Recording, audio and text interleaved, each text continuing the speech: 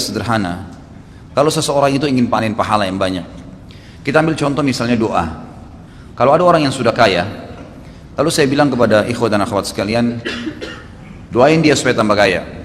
Atau ada orang pintar, saya bilang doain dia supaya tambah pintar. Ada orang punya kelebihan fisik, gagah atau cantik, saya katakan doain supaya dia tambah gagah, yang satunya tambah cantik. Kira-kira akan muncul pertanyaan apa dari antum kalau belum tahu? Antum akan mengatakan, untuk apa Ustaz? Orang sudah kaya didoain supaya kaya lagi untuk apa? Bukan lebih baik orang miskin yang didoain? Atau orang gagah dan cantik, atau orang yang pintar, bukankah lebih baik orang bodoh yang didoain supaya pintar? Atau orang yang memiliki kekurangan fisik dimintain dan berdoa sama Allah supaya jadi gagah dan cantik? Maka saya katakan memang boleh saja orang yang jelek diminta jadi gagah, orang yang miskin jadi kaya, bisa saja. Tapi yang penting intinya mendoakan orang yang sudah punya kelebihan agar Allah lebihkan lagi. Sebenarnya secara syariat kita sedang mendoakan diri kita kepada Allah Subhanahu Wa Taala. Karena Nabi SAW telah bersabda dalam hadis, kalau seandainya seseorang mendoakan saudaranya Muslim apa saja kebaikan, ya Allah berkahi kekayaannya, ya Allah berkahi kegagahannya, kecantikannya, kepintarannya, tambahkan buat dia ya Allah, maka malaikat di atas kepalanya berkata, walaka mithluhu, kau akan dapat sama, kau akan dapat sama. Jadi sebenarnya kita sedang mendoakan diri kita. Karunia dari Allah Subhanahu Wa Taala, Allah meminta kita agar tidak cemburu dengan orang, tapi kita malah mendoakan kebaikan. Ternyata itu kata kuncinya agar kita mendapatkan apa yang dimiliki oleh orang itu. Seperti itu kurang lebih. Jadi jangan dibalik, jangan malah hasud, jangan malah jengkel, iri, dengki dengan orang yang punya kelebihan. Tidak, doain dia, gitu kan? Doain dia. Begitu pula sebaliknya, jangan doain orang keburukan, benci dengan tetangga, ya Allah matikan. Malaikat bilang apa di atas kepalanya? Walaka mithluhu walaka mithluhu, kau dapat sama, kau dapat sama, gitu kan? Loh iya, bisa dia mati duluan sebelum tetangganya, kan gitu. Jangan doain keburukan orang lain. Dan dalam Islam selalu disuruh hati kita bersih, selalu niat yang baik lah ya, enak saja hidupnya. Kalau ada orang berbuat jahat dengan kita, lalu kita doakan untuk dia kehancuran, ghibah, fitnah, ngambil hak kita, ya Allah matikan dia, putuskan urat sarafnya. Apalah kalau orang misalnya dendam karena haknya diambil, bolehkah? Dia terzalimi, boleh. Tapi pada saat orang itu Allah berikan betul, diputus urat sarafnya, Allah matikan, udah selesai, terbalaskan jengkelnya dia. Baik, setelah itu kita dapat apa? Nggak ada. Belum tentu bahkan hak kita kembali dari dia. Tapi kalau orang berbuat jahat, kita katakan, ya Allah berikan dia hidayah, buka hatinya supaya dia merasakan iman, berikan dia ilmu-ilmu syar'i kepadanya. Mudah-mudahan dengan begitu ya Allah dia bisa mengembalikan hak-hak saya. Lalu Allah berikan dia hidayah, dia kembalikan hak kita, dan selama dia jadi baik sampai dia meninggal kita panen pahalanya. Mana yang lebih baik? Gitu kan? Jadi selalu pintunya kebaikan. Bahkan sampai orang punya kelebihan pun depan mata kita doain. Subhanallah, saya lihat ini di teman-teman saya di Saudi sudah satu hal yang seperti kebiasaan. Jadi kalau saya lagi telepon teman saya di Saudi ini, alhamdulillah saya lagi buka begini, saya lagi begini. Yang paling pertama itu, semoga Allah berkahi ya akhi, insya Allah Allah bertambah lagi, insya Allah Allah lipat gandakan, insya Allah begini, didoain sama dia banyak. Karena mereka faham, oh dengan mendoain itu sebenarnya dia sedang doain dirinya, gitu kan.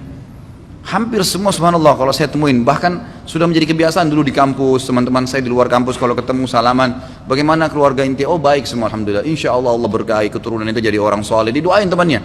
Sebelum pisah, awal ketemu, itu satu hal yang biasa gitu. Karena mereka faham, mereka sedang mendoakan diri mereka sendiri. Jadi banyak hal manfaat. Yang pertama kita tutup pintu hasud, iri, hati kita jadi sakit, itu hilang semua. Kemudian ternyata kita mendoakan kebaikan untuk dia, dapat pahala. Kita pun akan dapat seperti apa yang dimiliki orang tersebut. Jadi untuk mendapatkan seperti yang orang milikin, tidak harus mengambil milik dia, tapi doakan dia, bertambah kebaikan itu maka Allah akan berikan kepada kita. Gitu kan? Jadi seperti itu gambarannya. Begitu pula pada saat kita doakan orang keburukan. Begitu pula pada saat kita melakukan satu kebaikan, kita menjadi penyebab orang lain jadi baik. Man dalla ala khairin, kata Nabi SAW, kana lahu mithl ajri fa'ilihi min ghairi an yanqus min ajri fa'ilihi syai'a. Siapa yang tunjukkan orang menjadi penyebab orang lain melakukan kebaikan, antum tunjukkan teman-teman antum, oh ini ada pengajian di sini, mereka datang misalnya. Maka kita jadi penyebabnya, ada masjid di sana kita sholat yuk, atau lagi jalan ke masjid kita panggil tetangga, ayo sholat pak, ayo sholat bu, misalnya sholat. Orang ikut sholat, kita dapat pahala, dia juga dapat pahala. Tapi Allah berikan kepada kita pahala seperti dia tanpa dikurangin pahalanya. Siapa yang menjadi petunjuk saja orang berbuat kebaikan, maka dia akan dapat pahala pelakunya tanpa dikurangi sedikit pun dari pahala pelakunya. Jadi kalau ada orang nanya di mana alamat ini, di mana alamat itu, semuanya baik, masjid, majelis taklim, dia mau silaturahim keluarganya, tunjukin. Sebaliknya, man dalla ala syarrin, siapa yang menunjukkan kepada keburukan, kana lahu mithl ya wazri fa'ilihi min ghairi yanqus min wazri fa'ilihi syai'a. Siapa yang menunjukkan kepada keburukan, maka dia akan panen dosa seperti pelakunya, gitu kan? Tanpa dikurangi sedikit dari dosa pelakunya. Ada orang tanya di mana alamatnya diskotik ini? Oh, di sana, dengan semangat dia tunjukin. Dan itu orang itu mabuk-mabuk semua, dia tidur di rumah, dia dapat dosa sama, gitu kan? Ya, jadi kalau keburukan jangan ditunjukin, gitu. Gitu ya Pak Yo ya? Ya, jadi nggak boleh nunjukin keburukan. Ya. Jadi seperti itu dalam Islam. Nah, ada juga hal-hal kaidah dasar dalam Islam. Apa yang antum pernah lakukan pada seseorang, itu dengan hukum Allah Subhanahu Wa Taala, dengan sunnatullah akan terjadi pada kita. Misal, ada satu keadaan di mana orang sangat kepepet butuh bantuan. Datang, kadang-kadang Allah uji kita dengan cara itu. Ada orang datang tiba-tiba sampaikan, saya lagi begini, saya lagi begini, saya lagi begini. Allah mau lihat nih, bantu nggak? Baik, kita bantu misalnya dengan ikhlasnya, baik silahkan. Pastikan ikhwas sekalian dan akhwat, satu waktu Allah akan membuktikan kebenaran sunnahnya, hukumnya. Nanti akan datang waktu antum kepepet sekalian, akan ada orang yang bantu antum. Nabi SAW mengatakan, kama tadinu tudan, sebagaimana kau memperlakukan orang lain, kau akan diperlakukan. Apapun sifatnya, gitu kan? Dalam sabda Nabi SAW yang lain apa? Jagalah kehormatan kemaluan kalian, Allah akan jaga kehormatan kemaluan pasangan kalian. Sucikan diri kita, istri kita dijaga oleh Allah Subhanahu Wa Taala. Kita selingkuh di sana, ini juga selingkuh. Harus hati-hati. Nah, dan berbaktilah kepada kedua orang tua kalian. Allah akan membuat anak-anak kalian bakti dengan kalian. Kata kuncinya itu. Ternyata sebagaimana kita memperlakukan seseorang, apa yang kita lakukan, Allah akan balas dengan hal yang sama. Tadi itu contoh kebaikan, gitu kan? Menjaga kemaluan dari yang haram, bakti dengan orang tua, bersedekah, kebaikan-kebaikan yang kita kerjakan. Nanti akan datang waktu Allah buktikan tuh, kita butuh dan Allah bantu. Ada orang pernah utang, dia bilang saya nggak mampu bayar, ya sudahlah saya maafin. Pastikan satu waktu antum akan punya keadaan nanti di mana mungkin lagi belanja di toko orang, kalau antum nggak punya utang, udah nggak usah bayar, nggak apa-apa, digratisin. Itu akan datang, ya. Bagaimana Allah membuktikan bahwasanya kamu pernah berbuat baik ini, Allah akan balas. Ya, jazakallah khair. Kalau ada orang sebaliknya, kita berbuat keburukan, kita pernah mencemar namanya orang lain, kita pernah mengambil haknya orang lain, pernah iri dengan orang lain, maka pasti akan terjadi hal yang sama. Akan datang orang lain iri juga dengan dia. Akan datang satu waktu, mungkin bukan pada saat itu, tapi akan terjadi dalam kehidupannya. Allah akan buktikan itu. Siapa yang merusak namanya orang lain, seperti itu. Apa saja perilaku yang kita pernah kerjakan pada seseorang, baik atau buruk, akan terjadi hal yang sama. Hadis Nabi SAW tadi saya bilang, kama tadinu tudan, sebagaimana kau memperlakukan orang lain, kau akan dibalas hal yang sama. Dalam hadis yang lain dikatakan, al-jaza min jinsil amal, balasan akan datang sesuai dengan perilaku atau perbuatan seseorang. Dan ini jelas sekali. Baik, Imam Az-Zahabi mengangkat hadis ya di sini, hadis riwayat Hakim ya, dengan sanad yang sahih dalam Kitabul Ilm. Dan juga ini Imam Az-Zahabi mensahihkannya. Man akala bi muslimin aklatan at'amahu Allahu biha aklatan min nari yaumal qiyamah. Barang siapa yang memakan harta seorang muslim, niscaya Allah akan memberinya makan disebabkan dari perbuatannya tadi dari api neraka pada hari kiamat. Wa man aqama bi muslimin maqama sum'atin, dan barang siapa yang meletakkan seorang muslim pada kedudukan sum'ah. Sum'ah itu memaksanya pada keadaan hanya dia malu, dipermalukan di depan umum. Ya. Aqamahullahu yaumal qiyamati maqama riya'in wa sum'ah. Allah pun nanti akan meletakkan tadi si pelaku itu pada kedudukan riya dan sum'ah pada hari kiamat. Dia juga akan dipermalukan di hari kiamat. Dia juga akan diperlakukan pada hari kiamat. Wa man iktasa bi muslimin thawban kasahu Allahu thawban min narin yaumal qiyamah. Barang siapa yang memakai baju seorang muslim, mengambilnya bukan hak dia, maka Allah akan mengenakannya baju dari neraka pada hari kiamat. Riwayatkan Al-Hakim. Kata para ulama, ini adalah pelengkap daripada siksaan bagi seseorang yang tidak sempat taubat di dunia. Kalau di dunia akan datang kepada dia cobaan-cobaan tadi. Dia pernah mencuri, akan dicuri juga dari dia, gitu kan? Dia beli HP tapi uang curian, pasti HP-nya hilang, dicuri juga sama orang lain, gitu kan? Seperti itu. Dia makan makanan haram, dia nggak sadar, dia pikir dia berhasil, ternyata perutnya akan jadi bermasalah dan sakit. Banyak hal yang datang di dunia. Itu dia taubat atau tidak taubat akan datang konsekuensi di dunia.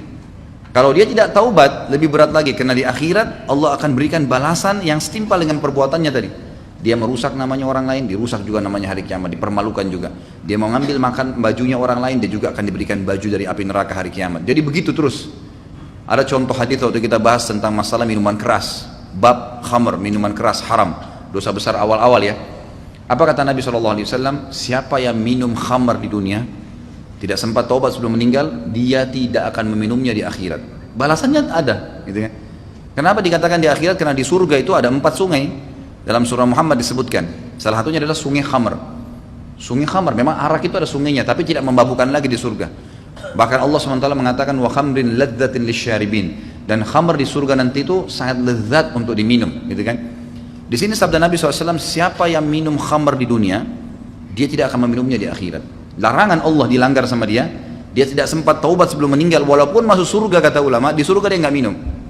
Dapat fasilitas yang semuanya yang ada, tapi yang ini tidak boleh, dia terharamkan. Mirip juga hadis yang sama, kata Nabi SAW tentang sutra dan emas bagi laki-laki kan. Waktu beliau angkat sutra dan emas, beliau mengatakan inna hadani haramun ala dhukuri ummati, 2 benda ini haram bagi laki-laki umatku. Lalu beliau mengatakan bagi laki-laki siapa yang memakainya di dunia, emas dan sutra tadi, maka dia tidak akan memakainya di akhirat. Maksudnya kalau dia meninggal tidak sempat tobat di dunia, maka dia terharamkan dari baju sutra di surga, dan juga dia tidak bisa menggunakan perhiasan dari emas yang memang dasarnya tembok-tembok rumahnya orang istana surga itu dari emas. Dia akan kehilangan masalah itu. Jadi begitulah sunnatullah yang harus difahamin, bahwasanya ada sebuah sistem yang pasti akan datang. Kalau kita faham ikhwan dan akhwat sekalian, setiap kali kita mau mengeluarkan satu kalimat ghibah atau fitnah, akan datang hukuman yang sama kepada kita. Pastikan antum tidak akan mau buat dosa itu. Kita nggak bakal mau, karena kita orang yang berani mau melakukan satu perbuatan itu karena dia tidak punya ilmu bahwasanya ini akan terjadi balasan kepada dia yang setimpal. Enggak. Tapi kalau dia faham, dia nggak bakal lakukan. Kita tidak akan ghibah, tidak akan ngambil barangnya orang, tidak akan melakukan perbuatan apapun yang berhubungan dengan mereka. Karena saya pernah jelaskan ada 2 dosa ya. Ada dosa yang merupakan hakullah dan ada hakku adami. Ada haknya Allah, sholat, ya, puasa, itu haknya Allah Subhanahu Wa Taala. Artinya kalau antum taubat, Allah terima, udah dimaafin sama Allah, nggak ada hubungan sama manusia. Tapi yang sedang kita bahasin adalah dosa yang kedua, hakku adami, hubungan dengan manusia, hubungan dengan makhluk, gitu kan? Nah ini kalau antum buat dosa ghibah misalnya, harus taubat kepada Allah dan harus minta maaf, perbaikin hubungan dengan dia. Nah ini yang berhubungan dengan manusia ini nggak bisa. Antum kalau yakin sentuh sedikit saja bukan barang antum, satu waktu barang antum juga akan disentuh. Bahaya sekali itu. Ya. Dalam masalah rumah tangga, sekali berbuat yang haram, terbuka pintu buat keluarga kita itu. Kecuali Allah SWT selamatkan, gitu kan? Maka kalau orang tahu pada saat dia berzina, ternyata terbuka pintu bahaya buat istrinya di rumah, dia nggak berani zina itu. Karena dia seperti buka rumahnya itu sebenarnya. Kan gitu. Kama tadinu tudan, sebagaimana kau melakukan, perlakukan orang lain, kau akan diperlakukan. Bukankah seorang sahabat datang kepada Nabi SAW mengatakan, ya Rasulullah, saya siap jalankan semua syariat kecuali satu, izinkan saya berzina. Itu aja, saya nggak bisa tahan fitnah perempuan. Nabi SAW menghadap ke wajahnya berkata, kau mau nggak kalau ibumu dizinai orang lain? Dia bilang tidak ya Rasulullah. Baik, saudaramu, saudarimu, mau nggak? Enggak. Anakmu? Enggak. Tantemu? Enggak. Artinya kalau kita lihat ibu kita sedang diganggu oleh laki-laki untuk dizinai, mau nggak kita lihat? Itu kita nggak mau. Saudari kita nggak mau, anak kita nggak mau, tante kamu nggak mau. Terus kenapa kau ridho melakukan pada orang lain? Artinya kata Nabi SAW, kalau kau buka pintu itu, terbuka pintu-pintu di rumahmu nanti, akan ada gangguan-gangguan yang datang. Kalau orang faham ini, dia tidak akan berani melakukan kesalahan itu. Antum matikan lampunya rumah seseorang iseng saja, satu waktu rumah antum dimatikan lampunya. Begitu konsepnya. Jadi harus paham. Orang kalau paham tentang konsep ini, maka dia tidak akan melakukan pelanggaran kepada manusia siapapun. Tidak usah dilayani, gitu kan? Jangan sampai terjadi, berbahaya. Karena akan terjadi pada diri kita juga. Sebaliknya, kita berbuat baik sama orang, efeknya bukan hanya sekedar hubungan kita baik sama dia, bukan hanya sekedar dapat pahala, tetapi Allah Subhanahu Wa Taala juga, ya, membalas nanti akan datang banyak kebaikan-kebaikan yang kita tidak sangka. Sekali kita bantu dia, kita akan dibantu satu waktu. Sekali kita pinjamkan, kita akan dipinjamkan. Sekali kita senyum, kita akan disenyumin. Begitu terus. Ya, begitu balasannya. Jadi tidak ada orang itu akan dibalas dengan keburukan.